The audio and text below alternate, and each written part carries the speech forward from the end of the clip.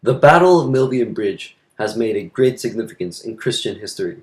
The feud took place between the monarchs Maxentius and Constantine the Great. The Milvian Bridge was a vital route which granted access to Tiber and Rome. The lying cause of the battle derived from the rivalries inherited in Diocletian's Tetrarchy. The Tetrarchy refers to the 10 persecutions when Christians were being slaughtered for their faiths and doctrines. There was approximately 100,000 soldiers on Maxentius' side, with Constantine only possessing a fraction of the Romans. Though the total amount of casualties are unknown, the death of Maxentius reputes this significant event in Christianity. Before the battle, Maxentius devised a plan to collapse the bridge when Constantine and his army tried to fight across it. Unexpectedly and ironically, according to historic events, Maxentius drowned in the Tiber River after falling for his own masterpiece. Constantine emerged victorious after Maxentius' death, which led to the end of the Tetrarchy of the previous Roman emperors. It is commonly known amongst historians and Christians that Constantine had a vision before the battle which led to him winning the engagement. The sign at the Battle of Milvian Bridge, otherwise known as the Cairo, was a notable factor at the Battle of Milvian Bridge. The Cairo was adopted by Constantine the Great after his vision with God. The Cairo is a symbol of Christ and represents the invoking the crucifixion of Jesus. The Cairo is named after the two Greek letters that make up the symbol XP, and is the shortened version of a longer Greek word that means Christ, or good in Greek. Christ came to Constantine in a dream, and in this dream he revealed the Cairo, and said to Constantine in hoc signo vinces, which is Latin for by this sign you will conquer. At first Constantine did not know what Christ meant by this. It was then revealed to him in a later apparition that he should paint the shields and armor of his soldiers with the Cairo symbol to have God on his side. With the help of God, Constantine was able to win the Battle of Milvian Bridge. Constantine was born in Naissus, Upper Moesia on February 27, 272 AD. He was a Roman emperor from 306 to 337 AD. Constantine was the first emperor to be classified as a Christian. Later on in his life, he conquered Rome and defined it as New Rome. When Constantine ruled Rome, Christianity became a dominant religion for the Roman Empire. Constantine's mother, Helena, was the one that convinced him to convert to Christianity. There was one battle where he needed assistance, which was the Battle of Milvian Bridge. He got informed to paint a symbol on everyone's shield for protection and guidance throughout the battle. The symbol was a hero. Constantine ordered the symbol of his savior's name to represent his army. Constantine was the founder of Byzantine Empire. He constructed a brand new empire residence at Byzantium and named it New Rome. Maxentius was born in 278 AD. He was a Roman emperor from 306 to 312. He was a child of Emperor Maxentian Herculius and the Syrian Eutrophia. After Diocletian retired and Constantine had taken the title of emperor, Maxentius then usurped the title of his father had held. When the battle nearly begun, Constantine had smaller forces than Maxentius. He had his forces withdrawn from Africa with Petronium and imperial horse guards, and also the troops he had taken from Servius. He had more troops than Maxentius, but Maxentius had an army equal to approximately 100,000 soldiers to use against his opponents in the north, which was not that powerful as Constantine had more soldiers. In the end, Constantine's army eliminated Maxentius' army and himself in 312. The clothing and armor Roman soldiers wore were very different to our style today. The types of clothing that were popular back then were a tunic. A tunic is a dress which is a sleeveless cloth that reaches to the knees and was worn in ancient Greece and Rome by a lot of men and women. A baldric is a Roman belt that is worn across the chest, which supports the sword during battle and aiding the Roman soldiers in movement. A bracy is a Roman trouser which is made from wool in battle for safety. A gilia is a sandal which have heavy soles that are made of leather. Today we see the Christian community as one large populace residing in the religious category of our world. In contrast to today's world, the early Christian community was relatively small and one of many religions back during the reign of the Roman Empire. The Tetrarchy proved one of the most toughest challenges Christianity has faced. Christians not only faced death but also the fear of total eradication of their faith. Regardless of the constant attempts to exterminate it, Christianity still persevered. This is depicted amongst Christians of how our faith will always manage to rebuild what we have lost and continue to spread to new shores. We today can perceive this event as God's presence in our everyday lives.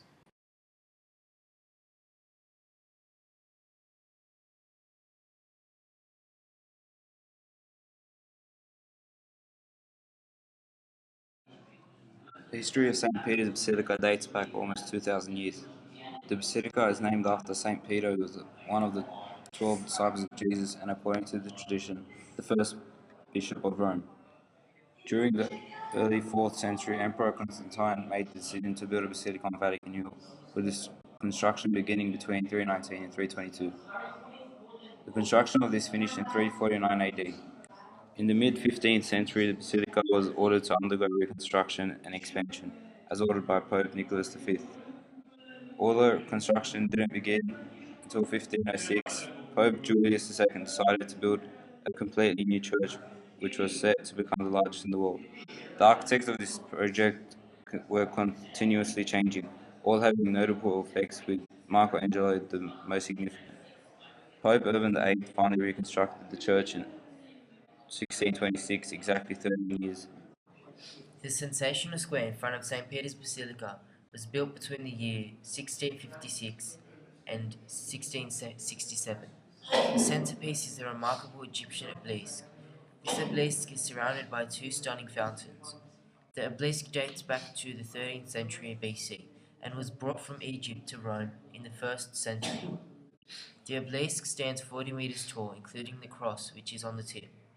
The square is bordered by an open colonnade, which symbolizes welcoming the visitors of the Catholic Church in open arms. There is a circular stone between the obelisk and each fountain.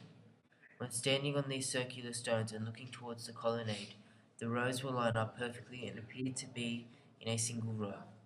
On top of the colonnade are 140 beautiful statues. These statues were sculptured by a number of different artists during the 17th century, and they depict Christian saints. Following Jesus' crucifixion, St. Peter took the leading role among Jesus' followers and was a major influence in the founding of the Christian Church. St. Peter was killed by a martyr in Rome in the year 64. St. Peter was crucified upside down as he believed he wasn't worthy to die the same way as Jesus Christ. The crucifixion took place near an obelisk, which is the obelisk which stands in the center of St. Peter's Square. St. Peter was buried near Circus of Nero, less than 150 meters away from the place of his death. A small shrine was built on the site to honor him a few years later. Approximately 300 years later, the shrine was replaced by St. Peter's Basilica, which was ordered by the first Christian emperor of Rome, Constantine.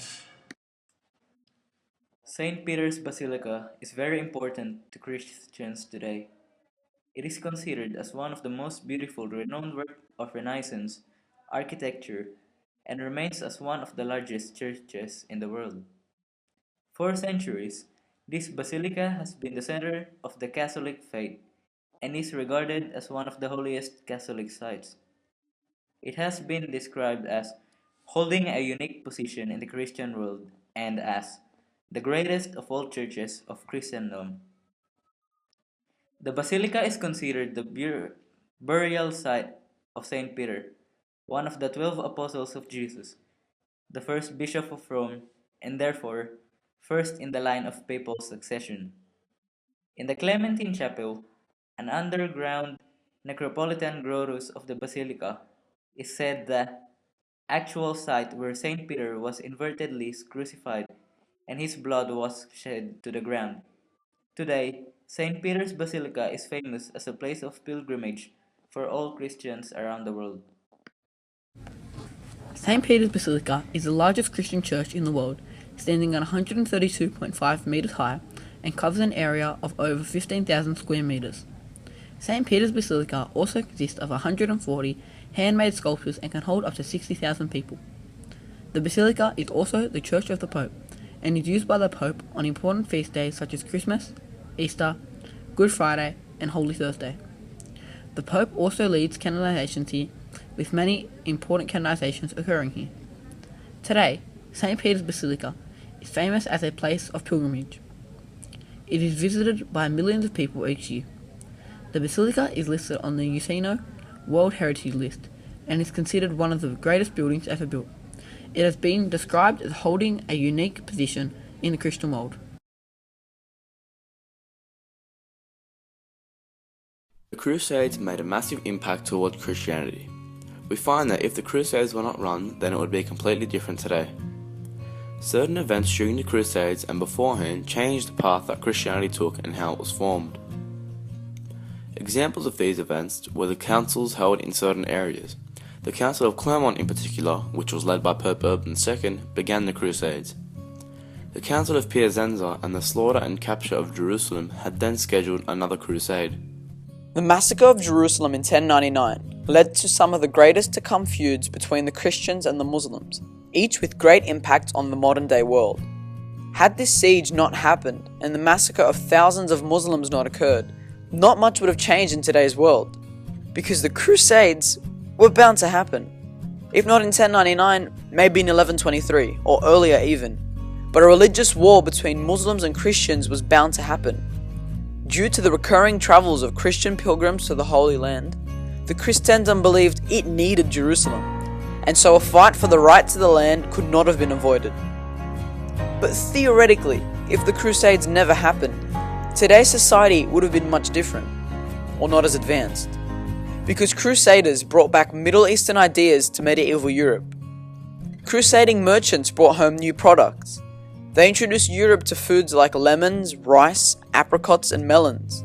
New spices like ginger and pepper, cloves and cinnamon, now seasoned European food. The merchants brought fine cloth. Europeans began wearing brightly dyed silks. With the new trade and knowledge, Europe had finally begun to flourish again, leading to the Renaissance, which was one of history's most influential eras. The Temple Mount area, the Dome of the Rock, and the Al-Aqsa Mosque were places where heaps of Muslims sought shelter in. Around the Temple of Mount area was full of blood, as many people were slaughtered by, from their heads to their toes. In this temple, 10,000 people were killed. None of the people were left alive, meaning that no woman or children were spared. This massacre occurred during the capture and siege of Jerusalem by the Crusaders in 1099, during the First Crusade. Thousands of Muslims sought refuge in the temple during the siege, and as the Crusaders destroyed the Muslim defences of Jerusalem, they made their way to the Dome of the Rock. The capture and massacre of Jerusalem ended the First Crusade and made the Europeans' venture to the Holy Land successful. In 1905, the Seljuk Turks captured Jerusalem. 50 years later, the Muslims attacked the Palestinians. In 1187, a new Muslim leader, Saladin, recaptured Jerusalem. The truce had not been kept as it should have, so a new Christian army formed. By the year 1095, Byzantine Emperor Alexius I Comnenus sent envoys to the west requesting military assistance against the Seljuk Turks. Now, the Seljuk Turks played a major role in the Middle Ages in defending the Islamic world against the Crusaders and conquering large parts of the Byzantine Empire. The message was received by Pope Urban II at the Council of Piacenza. Later that year, in November, Urban called the Council of Clermont to discuss the matter further, in convoking or other words summoning the council. The council lasted from November 19 to November 28 and was attended by nearly 300 clerics from France. Although on the 27th of November, Urban spoke for the first time about the problems in the East. The Crusades left a massive impact towards Christianity today. If there were no Crusades, then society and our faith would be completely different, meaning that there would be changes in the balance of our community between races and cultures. Living with the Islamic society would be rather difficult today, as their power back then could have strengthened as the years went, and their control over majority would have changed a lot of factors in today. The Crusades influenced iconic people who followed along the timeline of Christianity. Pope Urban II was the man who announced the sequence of the Crusades, and if he didn't, then there would be mass hysteria in the Christian world. Although the Crusades helped Christianity gain an advantage, back then the Muslim community was flourished in technology, ecology, and quite strongly as a society. It was because of the Crusades that left the Islamic count in turmoil and disarray.